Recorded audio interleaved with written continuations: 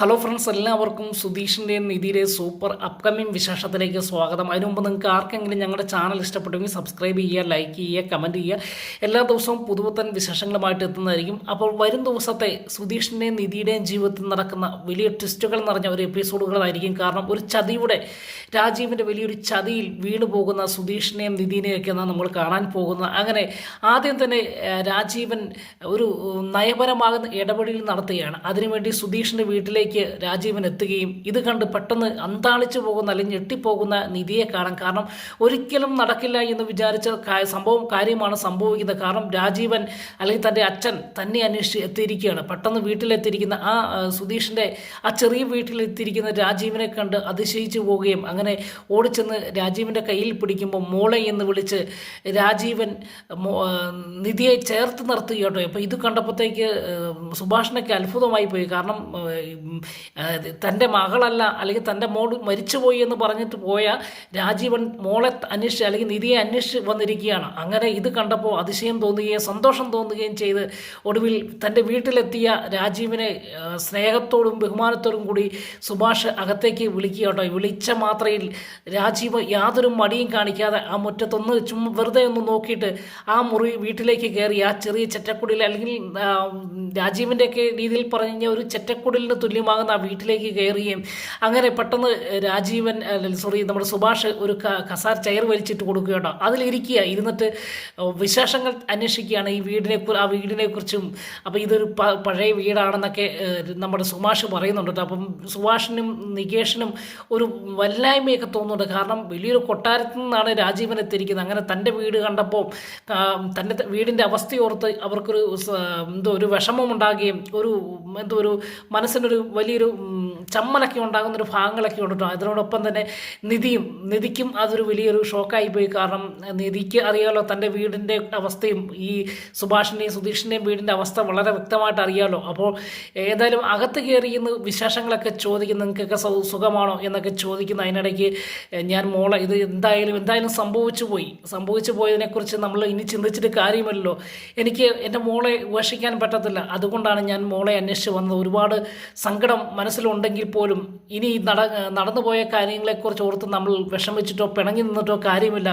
എന്തായാലും ഇവർക്ക് നല്ലത് വരട്ടെ എന്ന് മാത്രമാണ് എൻ്റെ മനസ്സിൽ ഇപ്പോൾ ഉള്ളതെന്നൊക്കെ രാജീവൻ പറയുമ്പോൾ സുഭാഷിനും നികേഷിനും ഒക്കെ വിശ്വസിക്കാൻ കഴിയുന്നില്ല. മാത്രമല്ല നിധിക്ക് സന്തോഷം കൊണ്ട് അങ്ങ് കണ്ണ് നിറയുന്ന ചില ഭാഗങ്ങളൊക്കെ ഉണ്ട്. കാരണം ഒരിക്കലും സംഭവിക്കില്ല എന്ന് വിചാരിച്ച കാര്യങ്ങളാണ് നിധിയുടെ ജീവിതത്തിൽ സംഭവിച്ചുകൊണ്ടിരിക്കുന്നത്. അങ്ങനെ പെട്ടെന്ന് ഇത് കേട്ട സന്തോഷത്തിൽ നമ്മുടെ സുഭാഷ് ചെന്ന് എന്നാൽ ഞാൻ ചായ എടുത്തുകൊണ്ട് വരാമെന്ന് പറയുമ്പോൾ ശരി, തീർച്ചയായിട്ടും ചായ കുടിക്കണം എന്ന് പറയുകയും അങ്ങനെ സുഭാഷ് ഓടിച്ചെന്ന് ചായയൊക്കെ ഇട്ടുകൊണ്ട് വന്ന് രാജീവന് കൊടുക്കുകയാണ്. രാജീവൻ അത് യാതൊരു മടിയും കാണിക്കാതെ കുടിക്കുക. അതിനു മുമ്പ് തന്നെ നമ്മുടെ നിധിയുടെ ചേട്ടത്തി വന്ന് അവിടെ കാണിച്ച ഷോയും അല്ലെങ്കിൽ അറപ്പോട് കൂടി അല്ലെങ്കിൽ അവിടുന്ന് ചായ കുടിക്കുകയോ അല്ലെങ്കിൽ ബാത്റൂമിൽ പോയി അറച്ച് മടങ്ങിപ്പോയതൊക്കെ ഒരു ഫീലിംഗ് ഉണ്ട്, മനസ്സിലുണ്ട്. അപ്പം അതിനുശേഷം രാജീവൻ വരുമ്പോൾ ആ ഒരു യാതൊരു തിരിച്ചു വ്യത്യാസം കാണിക്കുന്ന അല്ലെങ്കിൽ ആ ചെറിയ വീട്ടിലെ അവസ്ഥയെക്കുറിച്ചൊന്നും മടി കാണിക്കാതെ ആ സുഭാഷ് കൊടുത്ത ചായയും അതുപോലെ അതിനോടൊപ്പം അല്പം പലഹാരങ്ങളൊക്കെ കൊടുക്കുകയോ അതൊക്കെ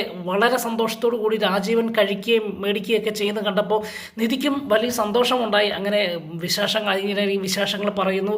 അങ്ങനെ ആ സമയത്ത് തന്നെ ഭാസ്കരനും കയറി വരുന്നുണ്ട് കേട്ടോ. ഭാസ്കരനോടും സംസാരിക്കുന്നുണ്ട്, ബഹുമാനത്തോട് കൂടി രാജീവൻ സംസാരിക്കുന്നു.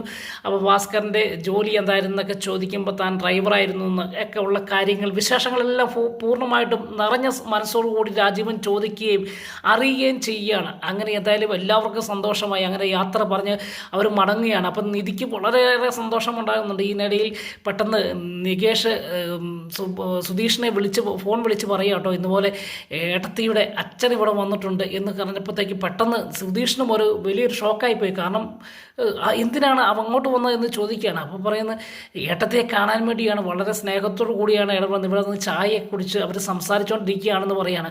അപ്പോൾ സുധീഷിൻ്റെ മനസ്സിലെന്തൊരു തോന്നൽ, ഒരു വിഷമം ഉണ്ടാകുകയാണ്. കാരണം നിധിയെ അന്വേഷിച്ച് അവിടെ വന്ന് സ്നേഹത്തോടു കൂടി ഇടപെട്ടെങ്കിൽ നിധിയെ ഇനി കൊണ്ടുപോയി കഴിഞ്ഞാൽ തനിക്ക് നിധിയെ സ്വന്തമാക്കാൻ കഴിയാതെ വരുമോ എന്നൊക്കെ ഒരു വിഷമം മനസ്സിലിങ്ങനെ ഉണ്ടാകുന്നുണ്ട്. എന്തായാലും ചേട്ടൻ ഇങ്ങോട്ട് വരാൻ നികേഷ് പറയുന്നുണ്ട്, പക്ഷേ എങ്കിലും വരുന്നില്ല കേട്ടോ. എന്തായാലും നികേഷ് നമ്മുടെ രാജീവൻ പോകുവാൻ ഒരുപാട് സമയം അവിടെ സംസാരിക്കുകയും വിശേഷങ്ങൾ അറിയുകയും ചെയ്തതിന് ശേഷം മടങ്ങിപ്പോകാൻ തുടങ്ങുന്ന സമയത്ത് സുഭാഷിനോട് ഒരു കാര്യം ചോദിക്കുകയാണോ. സുഭാഷാണല്ലോ അവിടുത്തെ കാരണസ്ഥാനം വഹിക്കുന്നത്. സുഭാഷിനോട് പറയും, ഞാൻ 2-3 ദിവസം എന്തായാലും ജീവിതത്തിൽ സംഭവിക്കാൻ പാടില്ലാത്തതാണ് സംഭവിച്ചത്, പക്ഷേ ഇനി ഞങ്ങൾക്ക് രണ്ടുപേരെയും തള്ളിക്കളയാനും പറ്റിയില്ല, അതുകൊണ്ട് കുറച്ച് ദിവസത്തേക്ക് നിധിയെ എൻ്റെ വീട്ടിലേക്ക് പറഞ്ഞു വിടുവോ എന്ന് ചോദിക്കും. ഒരാഴ്ച അവൾ അവിടെ വന്ന് നിൽക്കട്ടെ, അവളുടെ അമ്മേനെയും സഹോദരങ്ങളെയൊക്കെ ഒന്ന് കാണട്ടെ എന്ന് പറയുക കേട്ടോ. അതിനിടയിൽ പറയുന്നുണ്ട്, ഈ വീടിൻ്റെ അവസ്ഥ കണ്ടപ്പോഴത്തേക്കും മോളെ നീ എങ്ങനെ ജീവിച്ചതാണ് എന്നൊക്കെ ചോദിക്കുന്നുണ്ട്. ആര് ഈ നമ്മുടെ സുഭാഷ് ചായ എടുക്കാൻ പോകുന്ന സമയത്തൊക്കെ കേട്ടോ. എന്നാലും നിധി പറയുന്നുണ്ട്, എങ്കിലും കുഴപ്പമില്ല സന്തോഷത്തോടു കൂടിയാണ് ഞാൻ ഇവിടെ ജീവിക്കുന്നതൊക്കെ പറയുന്നുണ്ട്.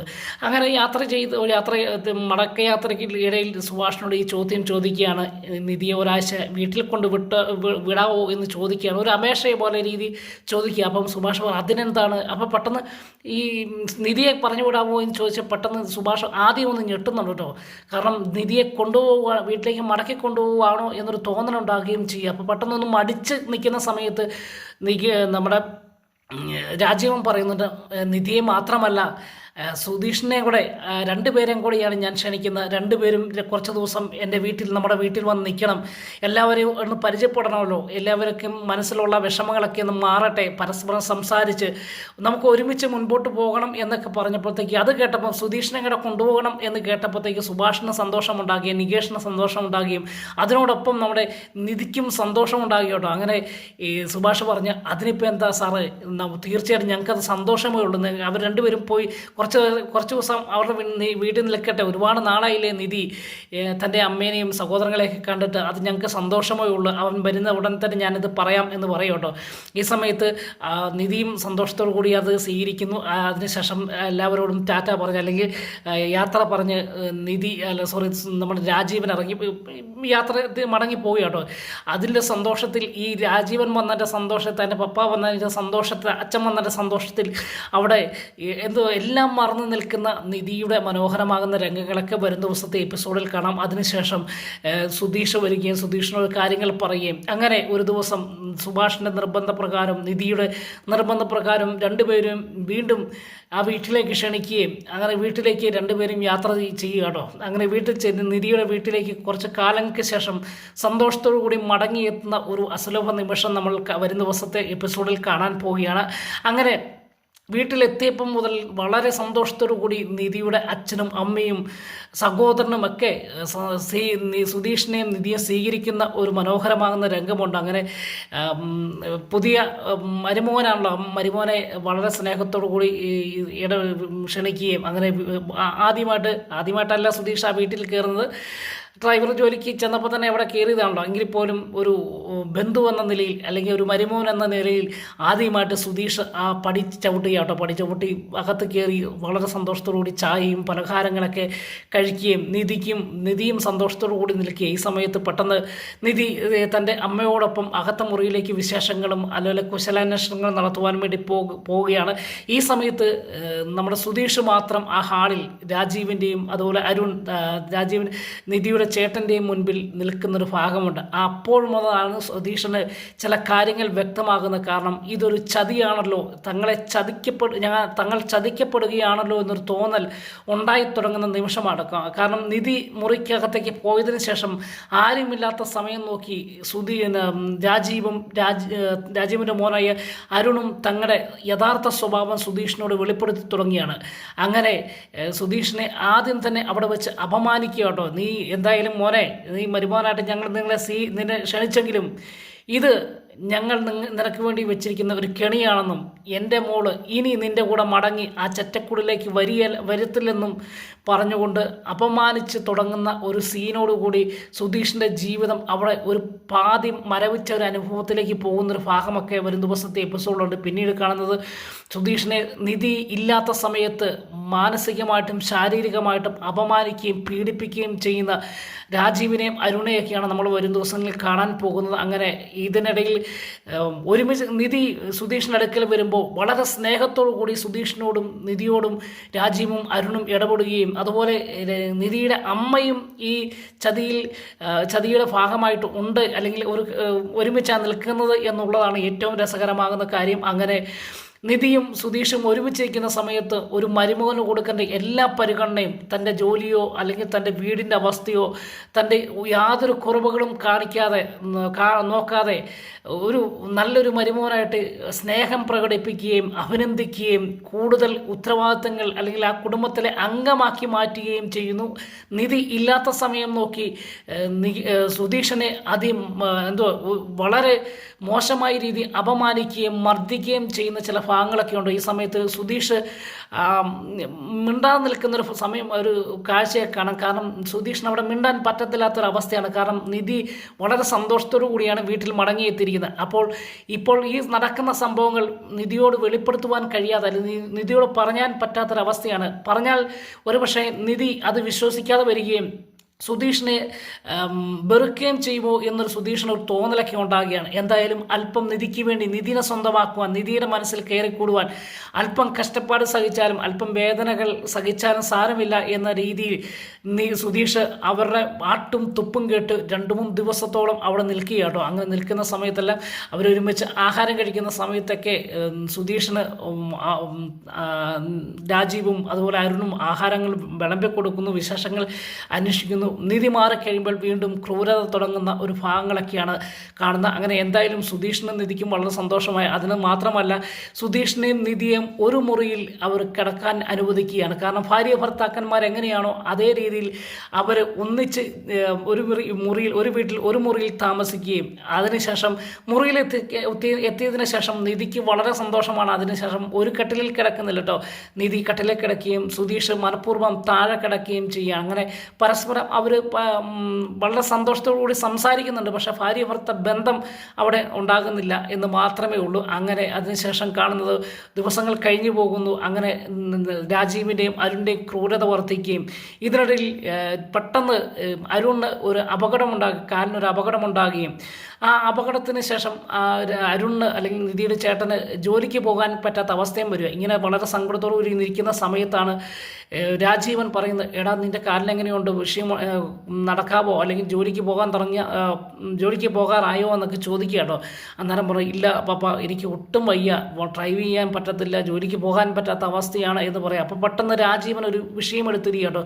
അപ്പോൾ എന്ത് ചെയ്യൂടാ, നമ്മുടെ അവസ്ഥ വളരെ ദയനീയമായി പോകുമല്ലോ, ഇന്ന് തന്നെ ചില കാര്യങ്ങൾ ചെയ്തു തീർക്കേണ്ട കടമയില്ല, നീ അത് മറന്നോ എന്ന് ചോദിക്കുക. അപ്പം അരുൺ പെട്ടെന്ന് ചിന്തിക്കുക, ശരിയാണല്ലോ അച്ഛാ, എന്ത് ചെയ്യും ഇനിയിപ്പോൾ, നമുക്കൊരു കാര്യം ചെയ്യാം, എനിക്ക് പോകാൻ പറ്റത്തില്ല, അതുകൊണ്ട് പപ്പ പോകത്തില്ലേ എന്ന് ചോദിക്കുക. അന്നേരം പെട്ടെന്ന് ഈ നിധിയുടെ അമ്മ പറയാം, അയ്യോ അദ്ദേഹത്തിന് പോകാൻ പറ്റത്തില്ല, കാരണം പുറത്തിന് വേദനയൊക്കെ ഉണ്ട്, അതുകൊണ്ട് 100 കിലോമീറ്റർ യാത്ര ചെയ്യാനുള്ളതല്ലേ എന്ന് സംസാരിക്കുക കേട്ടോ. അപ്പോൾ ഇതൊന്നും കേട്ടിട്ട് മനസ്സിലാകാത്ത രീതിയിൽ നിധിയും സുധീഷും അവിടെ നിൽക്കുന്നുണ്ട്.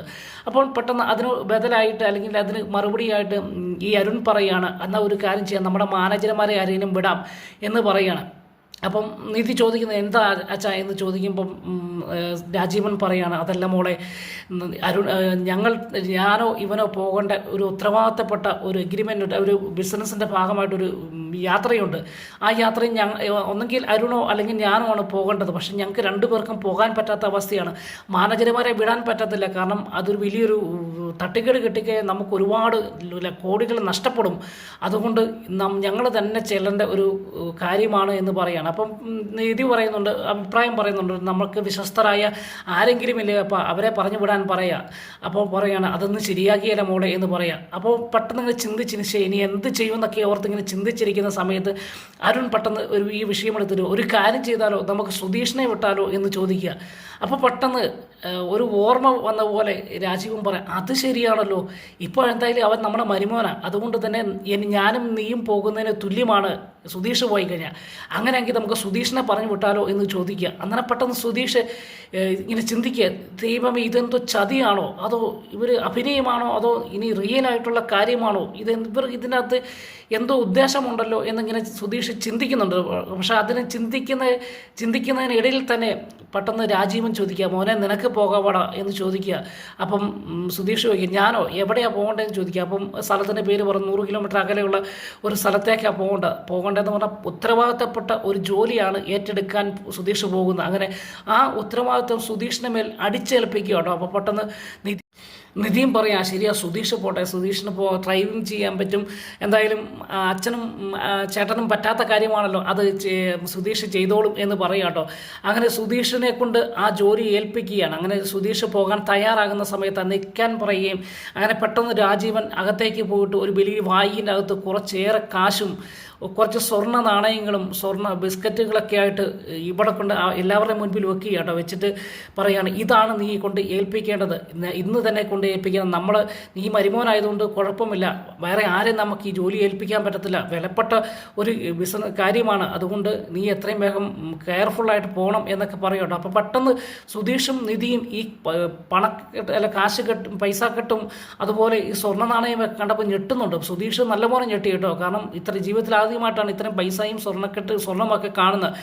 എന്തായാലും ഒന്നും മടിച്ചെങ്കിലും സുധീഷിനെ ധൈര്യപ്പെടുത്തുകയാണ് രാജീവനും അരുണും. അങ്ങനെ ആ ദൗത്യം നമ്മുടെ സുധീഷ് ഏറ്റെടുക്കുകയും സുധീഷിന് വേണ്ടി ഒരു കാറ് അറേഞ്ച് ചെയ്യുകയും അങ്ങനെ ആ കാറുമായിട്ട് സുധീഷ് ആ പണവും സ്വർണ്ണ ബിസ്ക്കറ്റും സ്വർണ്ണ നാണയവുമായിട്ട് യാത്ര തിരിക്കുകയാണ്. ആ യാത്രയ്ക്കിടയിലാണ് സുധീഷിൻ്റെ ജീവിതത്തിലെ ഏറ്റവും വഴിത്തിരിവാകുന്ന, അല്ലെങ്കിൽ സുധീഷ് ഒരു ചതിക്കുഴിയിലാണ് വീണത് എന്ന് മനസ്സിലാക്കുകയും ആ ചതിക്കുഴിയിൽ പെട്ടുപോകുകയും ചെയ്യുന്ന ചില ഭാഗങ്ങളൊക്കെ വരും ദിവസത്തെ എപ്പിസോഡിൽ കാണാം. അപ്പം ഇത്രയും വിശേഷങ്ങളൊക്കെയാണ് അപ്കമിങ് വിശേഷത്തിൽ കാണാൻ പോകുന്നത്. വരും ദിവസത്തെ വിശേഷങ്ങളുമായി കാണും വരെ എല്ലാവർക്കും ഗുഡ് ബൈ.